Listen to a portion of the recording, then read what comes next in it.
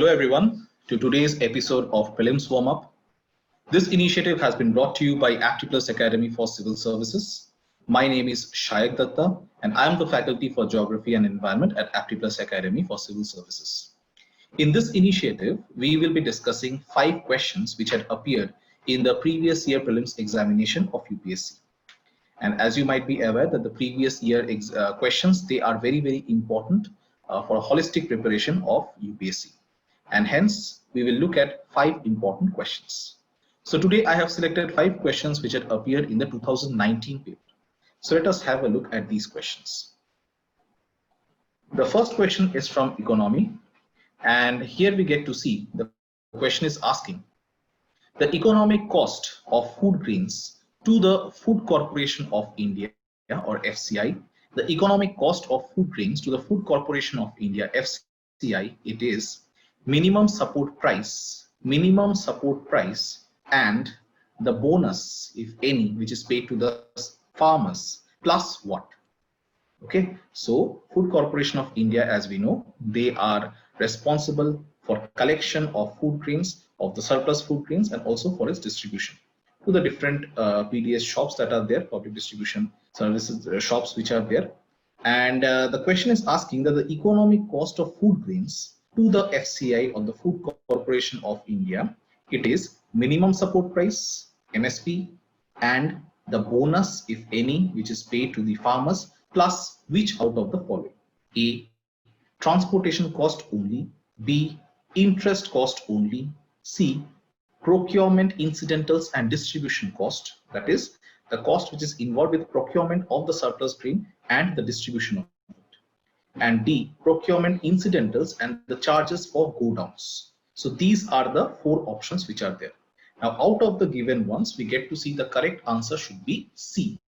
Okay, so if we look at the economic cost of the food grains to the Food Corporation of India, that is minimum support price and the bonus, which if it is paid to the farmers, plus the cost which is involved in the procurement of the grains and also in its distribution. So answer should be 1C. Now let us look at the explanation part of it. Let us go a little bit into the details and let us try to understand this. So answer, as we can understand, is C. If I look at the explanation part, the economic cost, what does it comprise? It comprises the procurement price of food grains, how much FCI is having to spend, or what is the expenditure of FCI in order to procure the food grains, the surplus food grains from the farmers. Next, so one is the procurement price of the food grains. Next is the cost related to the procurement. For example, some taxes, for example, statutory taxes could be there. Plus, you will also have labor costs that also has to be taken into account. It is also one of the overheads. Next, you will also have the mandi fees, that is the food mandi. So there also some fees need to be paid. Plus, along with that, you also have to take into consideration the costs which are involved in the distribution of these grains. For example, you have to transport it, so freight cost you need to take into account. Similarly, you have to store it in some go down or something, that also has to be taken into account. Plus, of course, the cost involved in the administration of this entire procedure. So all these together comprise the economic cost to FCI. Now, just let us quickly go through it once again. The economic cost, it will involve what? Number 1, the procurement price of the food grains. So some amount, that is MSP, which has to be given to the farmers. So that is there. Next, not only the price that you have to pay to the farmers for the food grains, but alongside that also there are some other costs which are involved in the entire process of procurement itself, such as the taxes, statutory taxes, labor costs, mandi fees, etc. Similarly, alongside that, you also have the cost of distribution. So you need to distribute these food grains, and the transportation cost, the storage cost, the administration of this entire procedure, all that involves a lot of money. So that is also a part of it. Okay. So the right answer should be 1C. Moving on to the second question for the day. The second question was also asked in 2019, and we get to see that this question, it is a part of your society part. So in the context, also it's a part, you can say, of governance. In the context of any country, which one of the following would be considered as part of its social capital?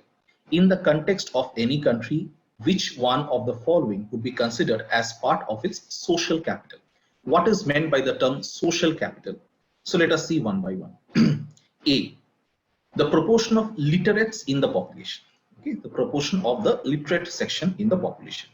B, the stock of its buildings, other infrastructure and machines. So is that social capital? Let us see. C, the size of population in the working age group. Okay, the size of population in the working age group. And D, the level of mutual trust and harmony in the society. So these are the four options, and you have to find out which one is the closest to defining what is social capital in the context of a country. So let us see first the explanation part of it. So what is meant by social capital? Here we have given a very detailed explanation of the meaning of social capital. So let us go through it. What is meant by social capital? Social capital, it is a sociological concept. So it's a part of your society, part of your governance, polity. It's a sociological concept that refers to the intangible relational assets that emerge from social interactions. Okay, so what is social capital? It is a sociological concept that refers to the intangible relational assets that emerge from social interactions. So on the basis of social interactions, what is meant by intangible relational assets? Intangible means what cannot be touched. Okay, intangible, basically the term implies something which cannot be touched. So social capital, it is just a concept that refers to the intangible relational assets that emerge due to social interactions. Now these assets are generated through give and take policies. So this kind of assets, they are generated, this kind of relationship assets, they are generated due to give and take kind of policies, and they activate the norm of reciprocity. It creates social obligations which connect and bind people and groups. Okay, such kind of relational assets, they help in creating social obligations which help to establish bonds between people. So it connects and binds people and groups. The more social capital is used, the greater the benefits. Okay, so the more social capital that is more bindings that are there within the society, there will be greater benefits. So if there is some kind of a trouble, you'll find people will come to each other's help.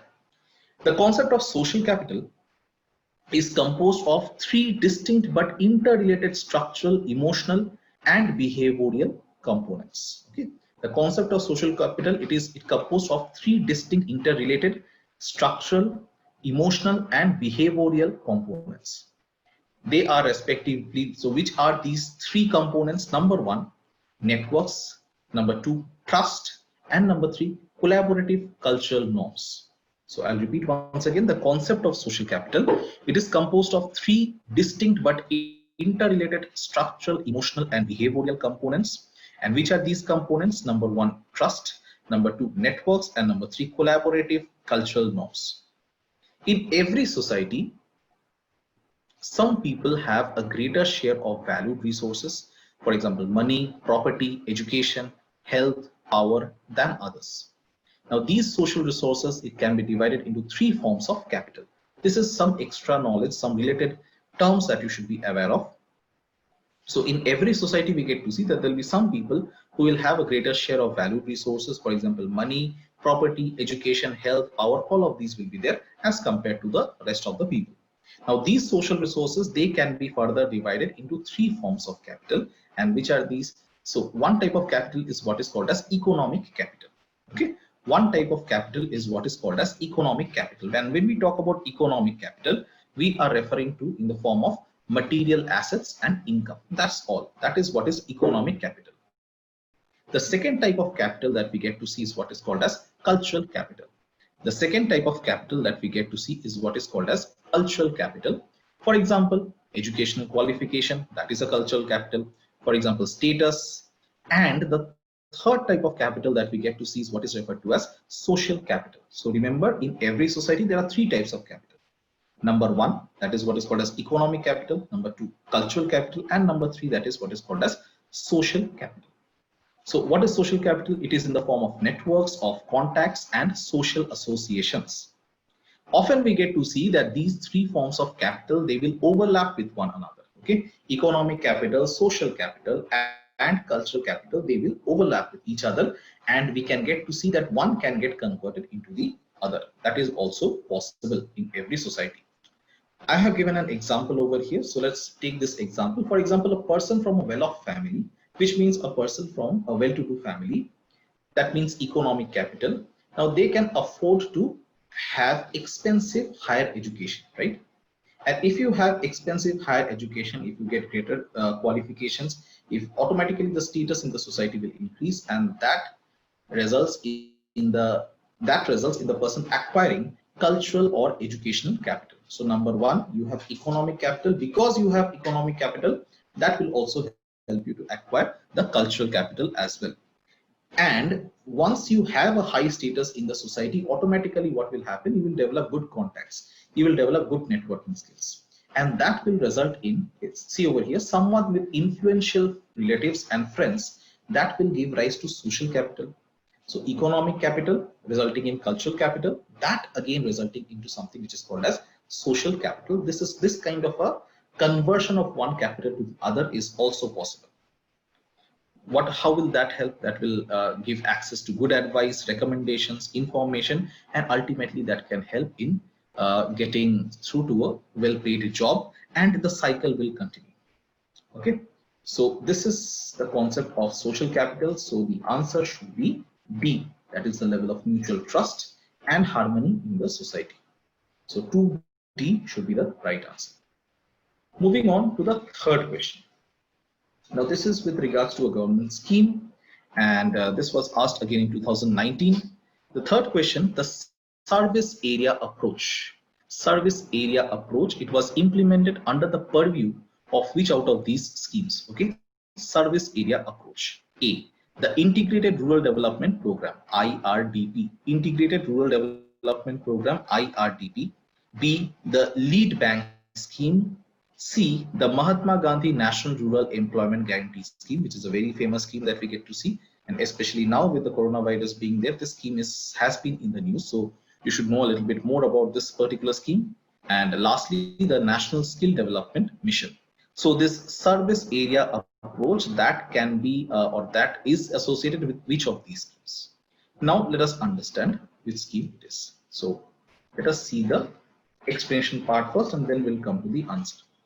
Now this service area approach or SAA, it was introduced in April 1989. तो पहले समझ लेते हैं कि what is meant by this service area approach. So the service area approach SAA, it was introduced in April 1989. What was the objective? To bring about an orderly and planned development of rural and semi-urban areas of the country. Remember, service area approach.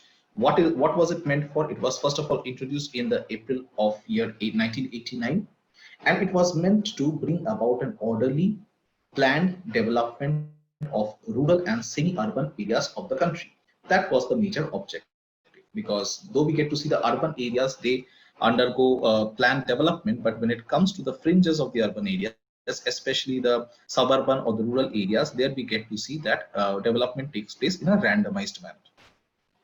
Later on, we get to see it was extended to all Indian scheduled commercial banks, including regional rural banks. Okay, so it was extended to all the Indian scheduled commercial banks, including the regional rural banks. So the service area approach, please understand, that is related to the banking aspect. Okay, this is again from economy. The service area approach, what does it say? It is an alternative and improved method of lead bank scheme for deployment of bank credit for rural development. Okay, so it is an alternative and it is an improved method of the lead bank scheme for deployment of bank credit in order to ensure that there is rural development taking place. Under the service area approach, each bank, and this is where you should be aware of, okay, under the service area approach, each bank branch in rural and semi-urban area, it was designated to serve an area of 15 to 25 villages. So remember, under the service area approach, what was the objective? Again, each bank branch in the rural and the semi-urban areas, they were designated to serve an area of around 15 to 25 villages. And the branch was responsible for meeting the needs of bank credit of its entire service area. So one bank branch will serve 15 to 25 villages, and whatever credit will be required for the people living in that area, that should be served by that single bank branch. The primary objective of this service area approach is to increase the productive lending and to forge effective linkages between bank credit, production, productivity, and increase in the income levels. So that is the major objective. Okay, there should be easy access to bank credit, and that eventually will help in increasing income levels by helping in increase of production. Okay, so again, just to take it into, so UPSC did not ask you in such great details. What did UPSC ask? UPSC only asked you regarding like this service area approach. It is related to which out of the given schemes. So out of the given schemes which are there, you can understand it is B, the lead bank scheme. So service area approach, it is an improved version of this lead bank scheme, where a particular bank branch is supposed to play the leading role for an area comprising of around 15 to 25 villages, in order to ensure that the people living over there, they get credit whenever they need. So for question number 3, the answer should be B, the lead bank scheme. Moving on to the fourth question, with reference to the management of minor minerals. Now this question is from geography, and this question was asked again in 2019 prelims. With reference to the management of minor minerals in India, with reference to the management of minor minerals in India, consider the following statements. Number 1, sand is a minor mineral according to the prevailing law in the country. First statement is sand is a minor mineral according to the prevailing law in the country. B, or the second statement, state governments have the power to grant mining leases of minor minerals, but the powers regarding the formation of rules related to the grant of minor minerals lie with the central government. Okay, state governments, they have the power to grant mining leases of minor minerals, but the power regarding the formation of rules related to the grant of minor minerals lie with the central government. Third statement is the state government have the power to frame rules to prevent illegal mining of minor minerals. So these are the 3 statements which we have been given. I'll read out the statements once again. Sand is a minor mineral according to the prevailing law of the country. Second statement is the state governments, they have the power to grant mining leases for minor minerals, but the powers regarding the formation of rules related to the grant of minor minerals, it lies with the central government. The third statement is state governments, they have the power to frame rules to prevent illegal mining of minor minerals. So first of all, let us see the explanation, then we'll arrive at the conclusion. So let us go and see the explanation. First statement. What was the first statement? Let us quickly see. Sand is a minor mineral according to the prevailing law in the country. Now, is that correct? Yes, that is correct. So sand, it is a minor mineral. Remember that. As defined under section 3E. Now, the exact section is not necessary, but you should remember the act. What is the name of the act?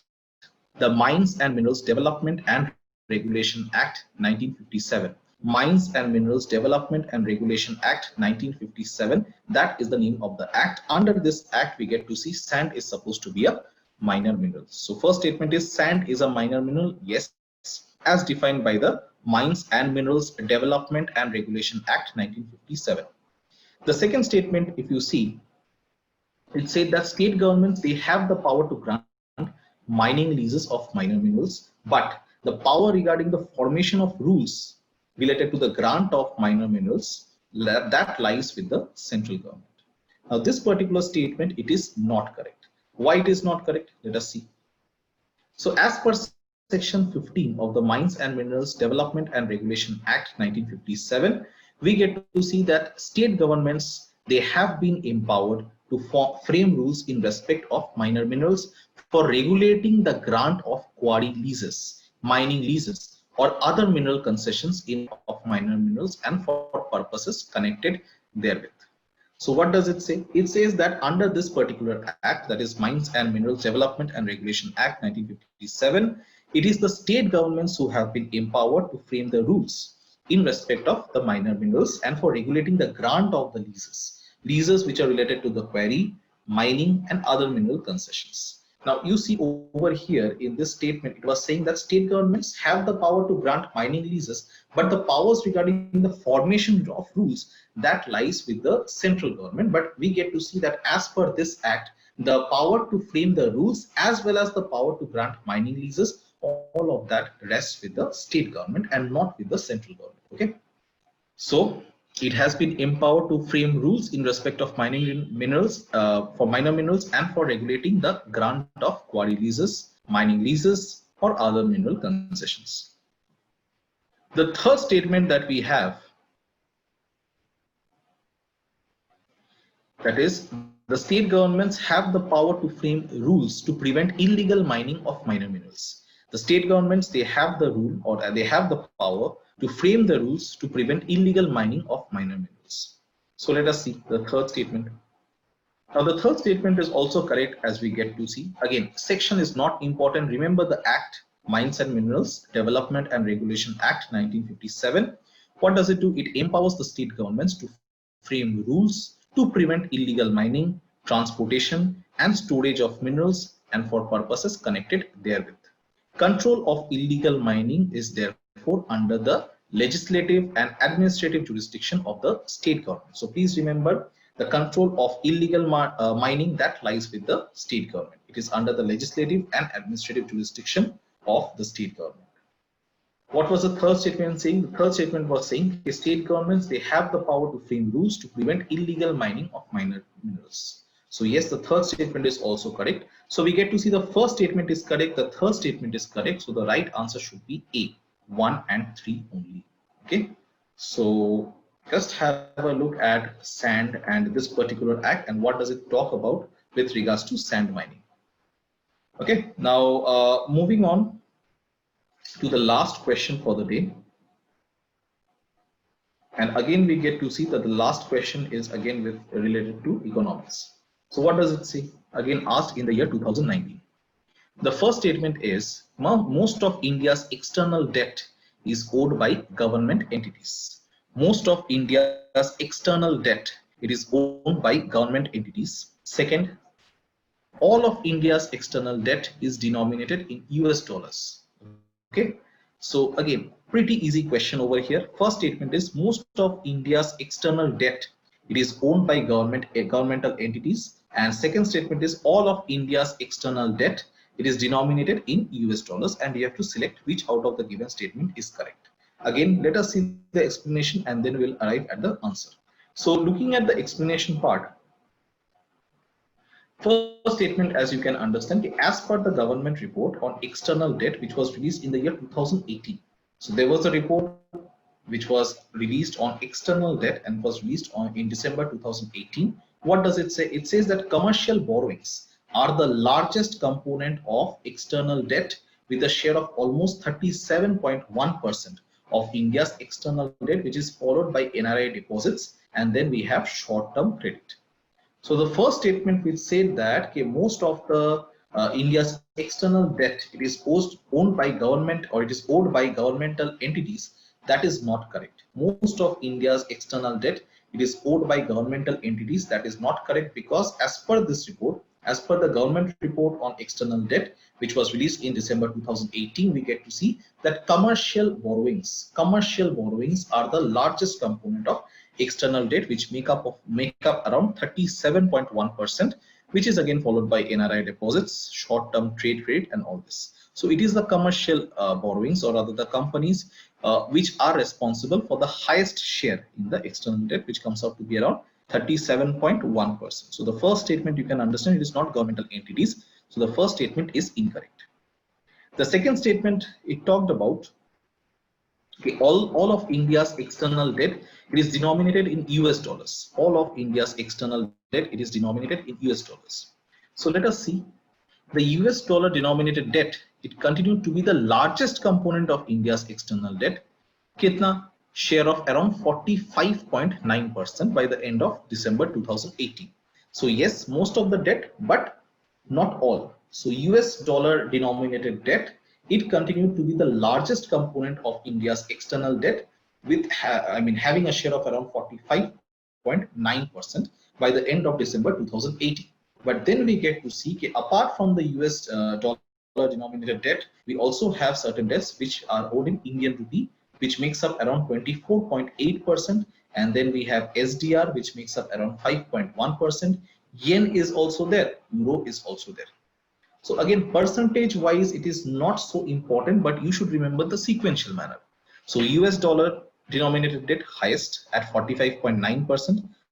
After that, we have the Indian rupee denominated debt, which comes out to be around 24.8%. After that, SDR, then we have yen, then we have euro. So remember the sequential manner, and as you can understand from the given explanation that both the statements which were given in the question, both the statements are incorrect. So your right answer should be D, neither one nor two, right? So D is the right answer.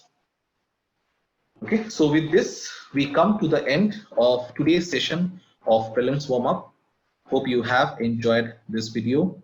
And if you have, then please like, share, and subscribe to AptPlus's YouTube channel for more such informative videos. Please let us know in the comment section how you like the video. So thank you so much for watching, and we'll meet again in the next video with a new set of 5 questions. So till then, study hard, stay safe, and take care. Thank you so much.